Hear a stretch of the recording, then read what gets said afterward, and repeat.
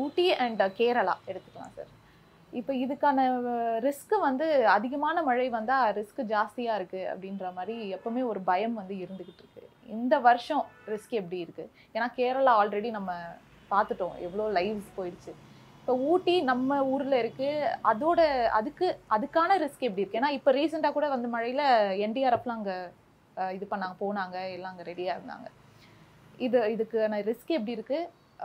நிலச்சரிவுகள் ஏற்படுறதுக்கான வாய்ப்புகள் இருக்கா? அந்த அளவுக்கு மழை வருமா?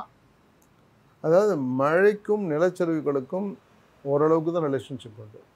நிலச்சரிவுகள் வந்து மழை இல்லாத பீரியட்லையும் நிலச்சரிவுகள் வரத்துக்கு சந்தர்ப்பங்கள் உண்டு. இந்த வருஷம் நிலச்சரிவுகளுக்கு உண்டான ஆபத்துக்கள் மிக அதிகம். என்னுடைய ஃபோர்காஸ்ட்டை நான் கொடுத்துருக்கேன் ஸ்பெசிஃபிக்காக.